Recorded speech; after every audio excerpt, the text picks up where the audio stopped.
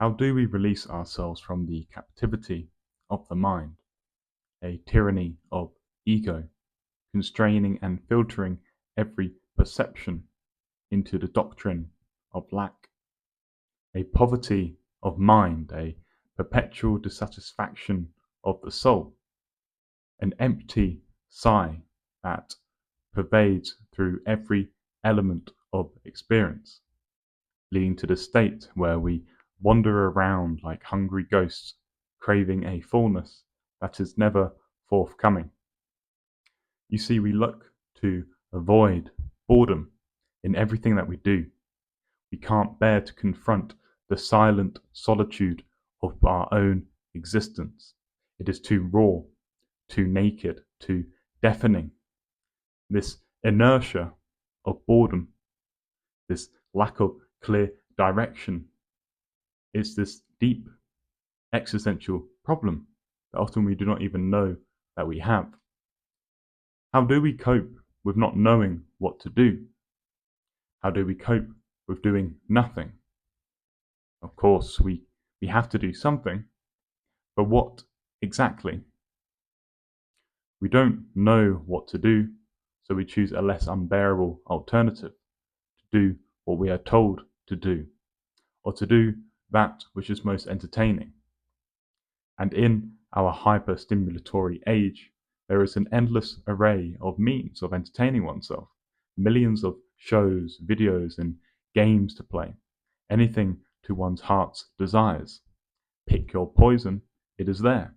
Numb yourself, sedate yourself, avoid the deeper questioning. Just entertain yourself, just consume the bread, enjoy the circuses. In our modern age, we never really allow ourselves to be truly bored. And yet, paradoxically, in our attempts to stimulate ourselves over and over again, we in fact zombify ourselves. We reach a point where our dopamine receptors are so fried that we barely feel alive. Things can only ever attain the status of being mildly interesting, and we are apathetic and indifferent to everything else. Chronic apathy is the sickness of a hyperstimulated world. We are tired but wired, longing for something more, yet condemned to a world of triviality and bullshit. Performance artists pervade our digital screens, grappling like hungry dogs for our attention. Are we not entertained by this? What is a creator really in this day and age, other than a prostitute for your attention? They sell everything but soul, because soul doesn't sell. People, they want to care, but they're too tired to feel anything beyond themselves. And I get it really. When an animal is stressed to the point of physical and psychological exhaustion, it will prioritize its own survival above anything else. Only when we are healthy and whole can we begin to radiate that health outward. When we attempt to heal from an unhealed space, we radiate half-baked truths and sometimes sickness. How then do we heal a world that is tired, drained, asleep, and thoroughly nihilistic? We remind them of who they are.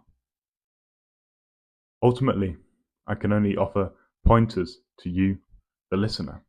I cannot do the work for you, nor can I even diagnose the complex problems that afflict you in your life. All I can do is promote the notion of introspection and a radical honesty to see reality as it is, no matter how disturbing. When we sugarcoat, we perpetuate illusion. We say things aren't as bad as they really are. We grow complacent with a status quo that is actively absurd and unhuman. So do we scroll onwards, repeating our cycle of desperation, a lost longing which never goes away?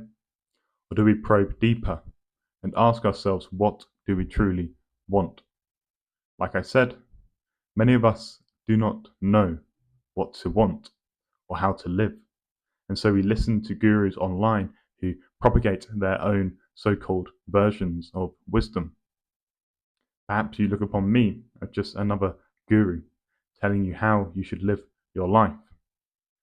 Those who do not truly understand what I am saying will comprehend me in this manner.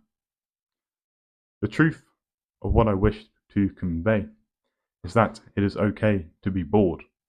It is normal to feel like there is nothing appealing to do in this very moment. Our problem as a culture is that we try so incessantly to avoid this most basic emotion. We numb our boredom at the expense of our psyche, and we forget the deep spiritual value of boredom.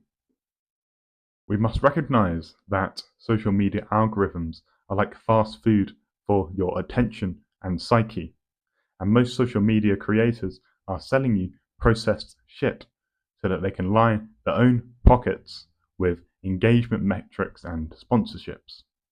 Recognize that most people's incentives are not to radiate truth, but to radiate what serves themselves and the algorithm best.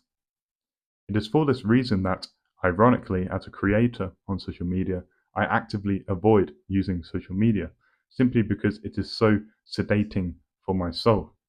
I see all the superficial hooks, the way that creators try to manipulate me into watching longer and giving them that which is most sacred to me, my attention. And quite frankly, I am sick and tired of it. Many feel that this is just the way things are done on social media.